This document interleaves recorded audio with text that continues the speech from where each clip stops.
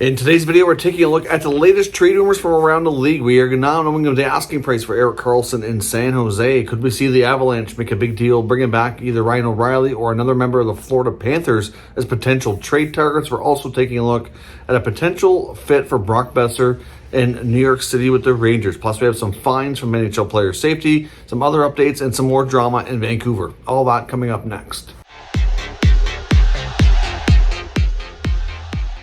Welcome back to another video here at Top Shelf Hockey. As I mentioned, today we have a lot of different news items to discuss. As you can see, I'm on the road. I'm away actually at a tournament that I'm coaching with my daughter and her team. So we're in Charlottetown, Prince Edward Island, obviously stuck in a hotel here to discuss today's NHL news. So we have a couple of fines from players' safety that have happened over the last day or so. We had a fine to Lightning defenseman Mikhail Sergachev. He was fined $5,000 for an incident happening against Connor Garland of the Vancouver Canucks. And we also seen a situation where Coyotes forward Clayton Keller has also been fined $5,000 for cross-checking against Erik Brannstrom of the Senators the other night. He was also given a major penalty and kicked out of the game. So it was a pretty bad cross-check from Keller, completely out of character, not something you normally see from him. He's usually obviously has a high skill level, and putting that on display, not normally that aggression side that you see from him, but they were certainly both given fines. Also, we've seen Mark Stone is now out for the Vegas Golden Knights, dealing with an upper body injury. They're listing him as week to week. Obviously, last year he missed a significant portion of time for Vegas, dealing with a back issue. I don't know if the upper body injury is back related or not.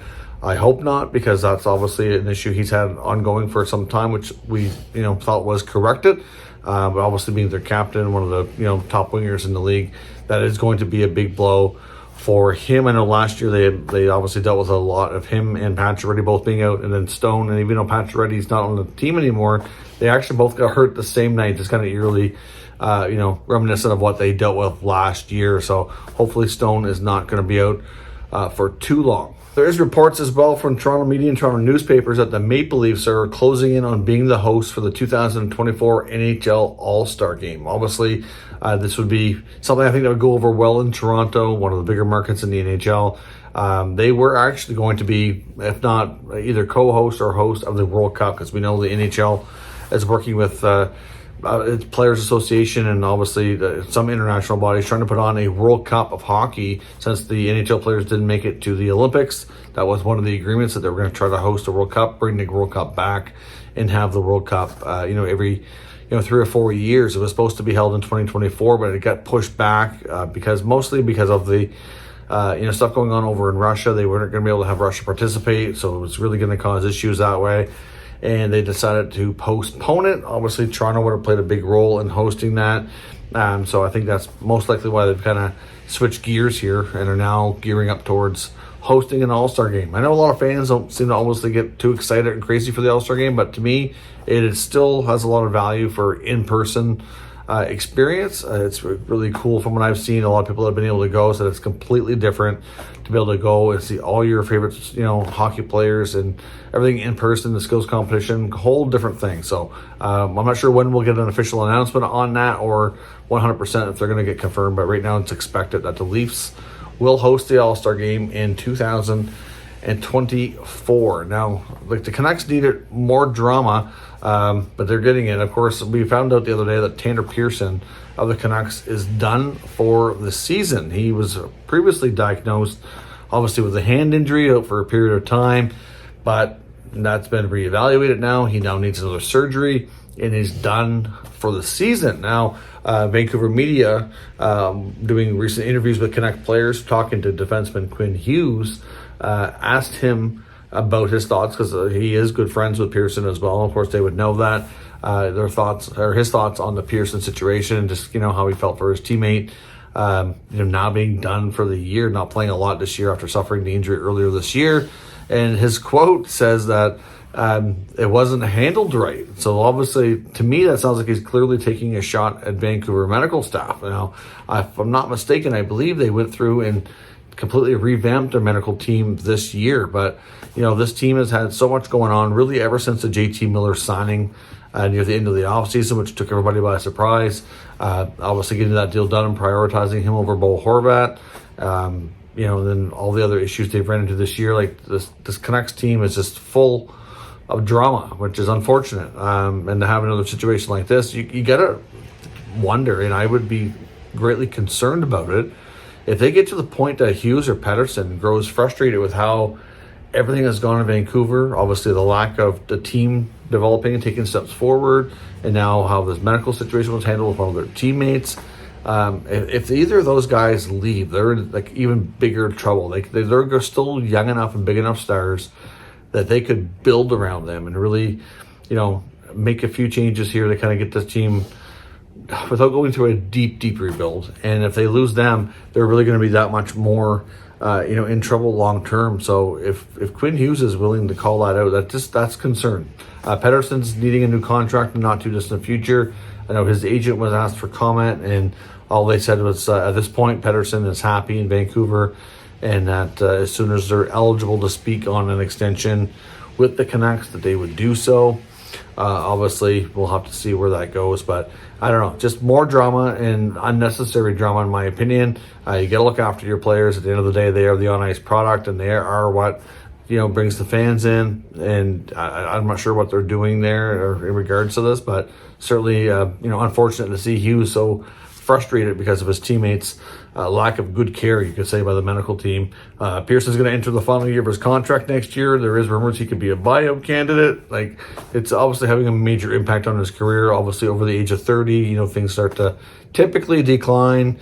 Not far from a new contract, you don't want to see players going through that type of situation. Now, some other news as well regarding, out of a Vegas media, regarding Robin Lehner. I've seen a news story saying that Robin Lehner had filed for Chapter 7 bankruptcy. And it's apparently all connected to an exotic snake farm or something that he owns in Missouri, which I wasn't even aware that he had this. Obviously, we've seen other high-profile bankruptcies in the NHL with some players like Evander Kane, Jack Johnson. Apparently, some of the lenders involved with this one also were involved with the Kane one, and there are also some of the ones in the Kane situation that are being sued. So makes you wonder if some of these lenders are, overextending these guys. I don't know. I mean, obviously, everybody's got a role to play when these things go sour, but, certainly sometimes the lenders, shouldn't be loaning out the money in the first place. The risk assessment certainly might not have been done properly, but at the end of the day, it's sad to see a pro athlete of any kind making millions of dollars, having to go through a bankruptcy. Like, it's really not something they should ever have to go through. Obviously, it's not necessarily, complete like they're wasted their money or bad, but this turns out like it could be a bad investment. So, certainly, Robin Lehner being out for the entire season this year, he's gone through a lot. That's tough, and he's obviously had his struggles in the past with various things, including, not only physical but mental as well. So certainly feel for him having to go through this. It's really kind of a sad story in a sense, and hopefully, I'm not really sure if we'll get more details on this or not, but like I said, you should never see a pro athlete making millions of dollars go through bankruptcy, but unfortunately it does happen, and hopefully he can bounce back and be okay. Now, onto the trade section of the day, I want to talk a bit about Erik Karlsson. There are reports from Frank Seravalli indicating that, based on his sources, that the asking price is going to be very steep. Of course, we never really knew for sure what the price would be. All we had heard so far publicly was that new GM Mike Greer made it known back at some NHL GM meetings a few months ago that if the teams want to call on Erik Karlsson, they'll certainly listen, and they are willing to consider moving that mega contract. Of course, he still has a lot of years and tons of money left on it, $11.5 million cap hit, so it'd be pretty difficult for just about any team to take that on without the Sharks retaining some money or really, sweetening the deal in some way or shape or form. Obviously, the asking price, so according to Frank Seravalli, is 3 first-round picks. That is crazy. Now, of course, prior to this year, Karlsson's play has been, it's not really, I was going to say subpar, but maybe not subpar compared to a lot of NHL defensemen, but compared to the Erik Karlsson of old when he was in his heyday, in his prime, near the end of the run with the Senators. Like, he was in 2017 when he helped lead that team to the Eastern Conference Final. They were within 1 goal in Game 7 and going to the Cup Final, and may have even won the Cup had they made it. So close yet so far, but at the same time, Karlsson was, in the top 3 to 5 players in the world conversation because of the strong play that season and in the playoffs. Of course, after the trade to the Sharks, things have kind of fallen off a bit, but they've certainly picked up this year. That is for sure. Personally, I can't help but wonder if it's Karlsson's extra motivated more than ever to play his way out of San Jose. It was pretty clear that that team is not going to be a winning product for some time. Obviously, it's going to take a long time to get the team back to where it needs to be. I'm sure Karlsson recognizes that, yes, he's not right at the end of his career. Clearly, he's got some good years left in him, but at the end of the day, he probably would like to win and have a better chance to win than any time that's going to be likely available in the rest of that contract for next, especially 4 or 5 years.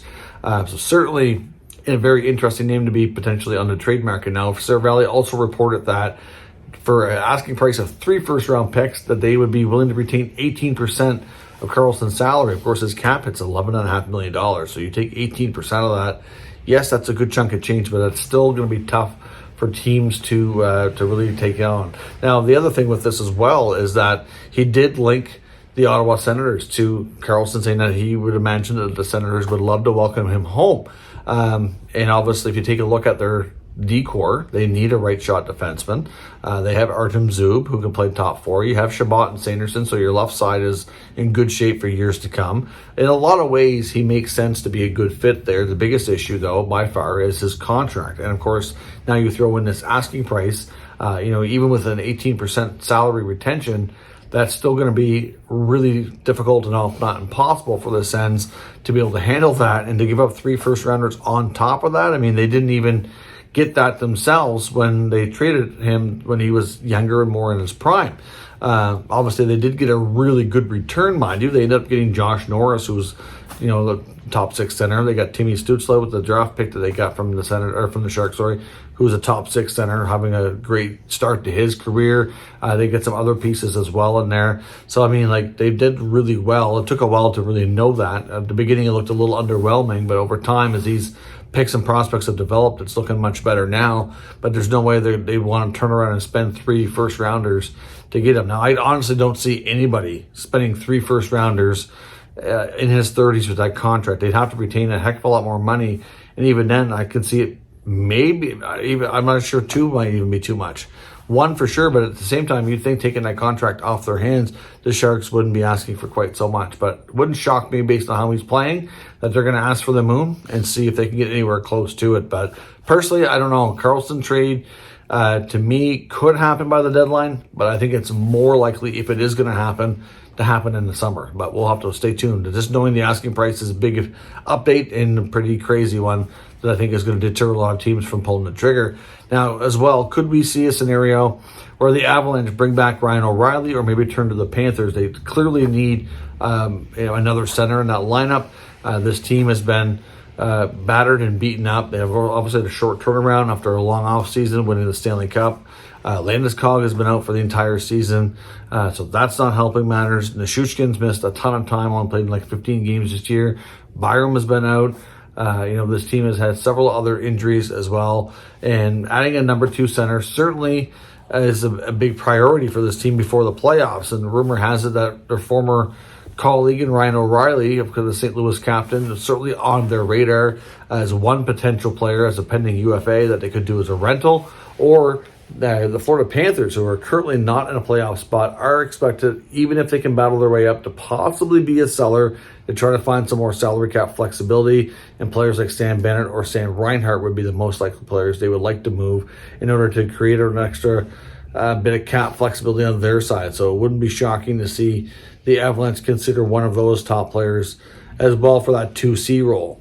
And lastly, I want to talk about Brock Boeser. There is also reports from Frank Sarah Valley indicating that there is a connection between Boeser and the New York Rangers. Now, the Rangers have been involved in a ton of rumors. I think it's pretty safe to say that Chris Drury and his team will want to add a high-impact player to their roster before the deadline to be able to compete for the playoffs. And certainly a player like Boeser's caliber could be a very interesting name to look out for. And of course, we talked about Patrick Kane. We don't know the full extent there. Now, quick update on Kane as well. He is returning to the lineup after missing 3 games. So for anybody who was talking about the possibility of the injury keeping him out all year and him maybe not even being traded at all, I'm not sure that's looking like the case anymore with him going to return. But at the end of the day, the Rangers and Boeser could be a great fit. They do have some interesting names there that could be very interesting to the Canucks, including Kravtsov or Libor Hayek, for example. I know there's been some talk about players like Lafreniere, who I don't believe is going to be dealt at this time. I think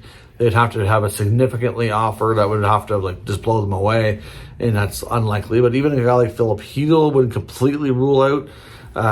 So we'll see. But obviously, Boeser could drive a good return for Vancouver. And at this rate, it's looking like the Canucks are probably going to have a new coach in a couple of weeks.